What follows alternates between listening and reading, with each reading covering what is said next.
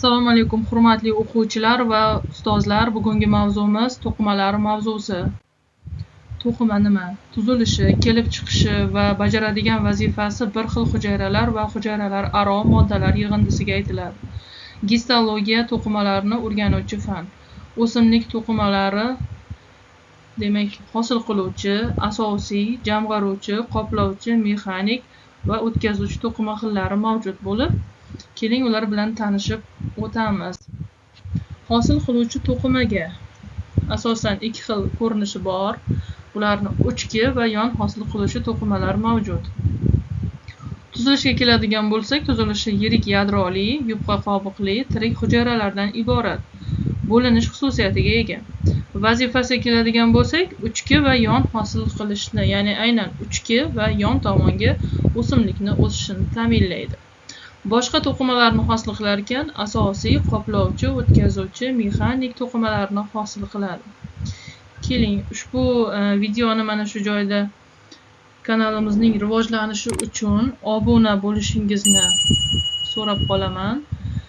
Asosiy to'qima bajaradigan funksiyasiga ko'ra bir necha xil funksiyani bajaradi. Assimilятsion, jamg'aruvchi va arenxima.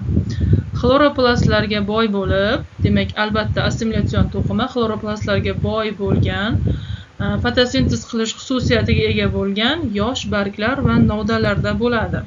Ularning asosiy vazifasi organik moddalarni hosil qilish. Jamg'aruvchi to'qima uglevod, oqsil va yog' to'playdi. Bu to'qimalar ildiz poyalar, ildiz mevalar, piyozbosh, tukunaklarda yaxshi rivojlangan. Cho'l o'simliklarida barg va poya tikanga aylangan bilamiz, misol uchun kaktusda, lekin kaktusda ham ma'lum bir demak modda o'sha aynan poyasida to'planadi. Sizga bu savol. Keling, aynan jamg'aruvchi to'qimaga, aynan asosiy to'qimaning jamg'aruvchi funksiyasiga misol keltirilgan mana shu kaktus tanasida yoki poyasida qanday moddani to'playdi? Izohlarda yozib ketishingizni so'rayman. Arenxima suv va botqoqliklarda o'sadigan o'simliklarda to'qima orasida havo to'planadi. Aynan ular suv va botqoqda o'sgani sababli o'simlikni tabiiy holatda nafas olish qiyin bo'lganligi hisobidan mana shunaqa hujayralarning shakllanishiga ehtiyoji bo'ladi. Qoplovchi to'qima barcha organlarni tashqi tomondan qoplab turadi va himoya qiladi. Demak, uch xil ko'rinishi bor: epiderma, periderma, postloq. Epiderma yosh novda barg ildizlarda uchraydi. Bir qavat zich joylashgan shaffof hujayralardan tuzilgan, kutikula bilan qoplangan, suvni kam bug'latishga moslanish belgisi hisoblanadi. Bu og'izchalarning joylashuvi, suv va gaz almashinuvini ta'minlaydi. Aynan epidermada mana shunaqa funksiyalar bor. Endi periderma ikkilamchi epiderma periderma bilan almashinar ekan. Pukak o'lik hujayralardan iborat bo'ladi. Albatta, hujayra qobig'i suberin moddasi bilan shimilgan bo'ladi.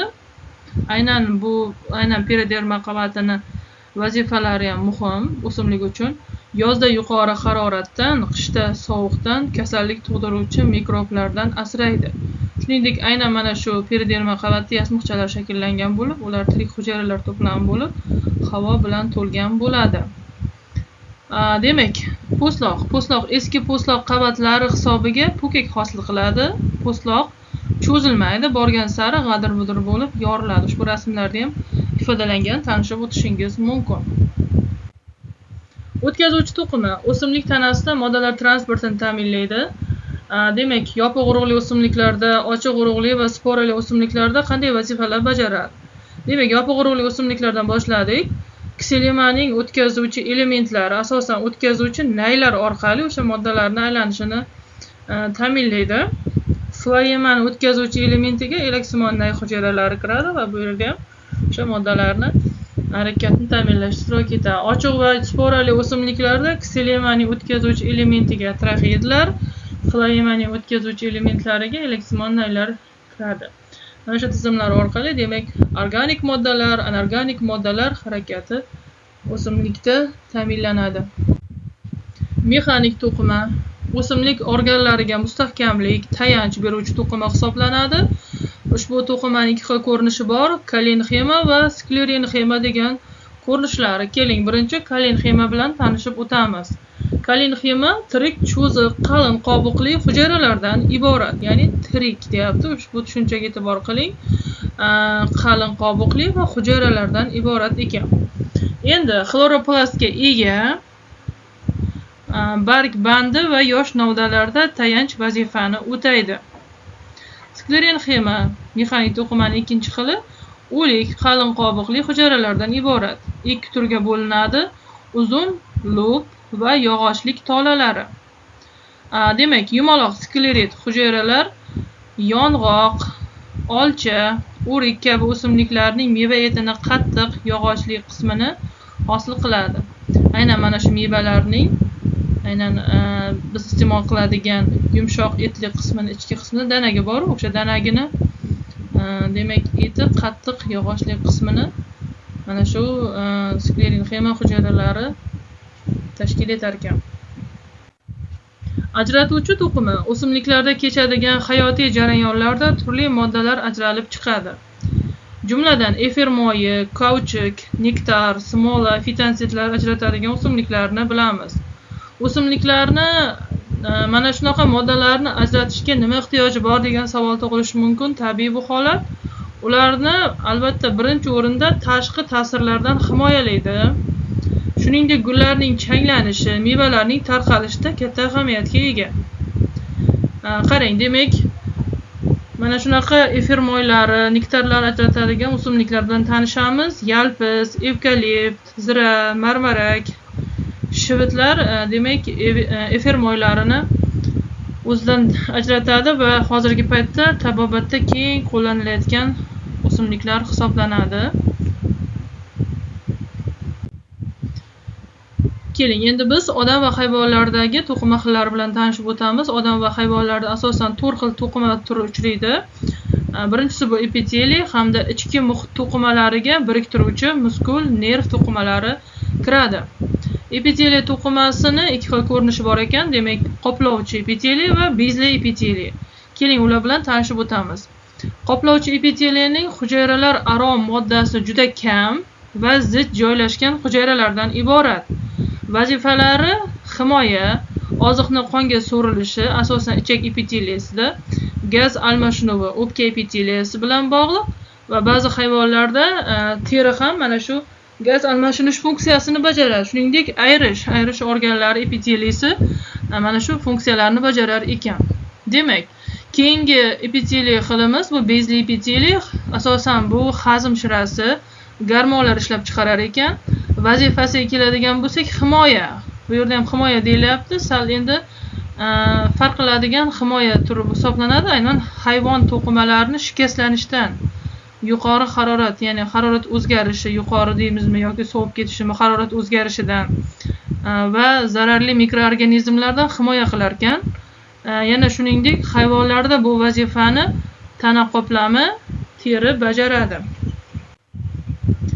Biriktiruvchi to'qima bir necha xillarga bo'linadi. Ushbu rasmdan ham foydalab chiroyli qilib o'tishga harakat qildik. Demak, tog'ay, suyak, pay, to'qima suyuqligi, yog' to'qimalari, qon va limfa xillari bor. Aynan bu biriktiruvchi to'qimaga mansub. Rasmlar bilan tanishib o'tasiz. Biriktiruvchi to'qima qanday vazifalarni bajaradi? Keling, tanishib o'tamiz. Tog'ay va suyak to'qimalari organizmda himoya va tayanch vazifasini bajaradi. Tog'ayli baliqlar skeleti aynan tog'aydan iborat bo'ladi. Qon, limfa va to'qima suyuqligi. Asosan bularning vazifasi moddalarni transportini ta'minlash. Qon hujayralari eritrotsit, trombosit va leykositlar va hujayralar aro modda plazmadan iborat bo'ladi. Yog' to'qimasi asosan hayvon organizmini mexanik ta'sir va sovuqdan, aynan tyulen, morj, kitlarda shunaqa sovuqdan asir ekan, demak zaxira sifatida yog' moddasi to'planadi. Nerv to'qimasi organizmning boshqaruvini ta'minlovchi to'qima hisoblanadi. Funksiyasiga ko'ra ikki xil: neyron va neyrogliya hamda hujayralar aro moddasidan iborat.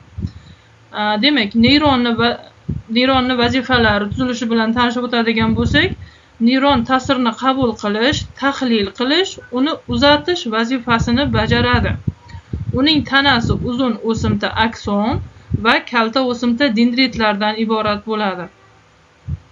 Neyrogliya neyronlar orasida joylashgan kalta o'simtalardan, ya'ni o'sha dendritlardan iborat bo'ladi. Ega bo'lib, hujayralar bo'lib hisoblanib deyilyapti ushbu matnimizda ham. Neyronlarni asosan oziqlantirish va himoyalash vazifasini bajaradi. Muskul to'qimasining asosiy vazifasi qisqarish xususiyatiga ega bo'lib, odam va hayvonlarning harakatini ta'minlaydi. 3 xil ko'rinishi bor ekan, demak tanishib o'tamiz.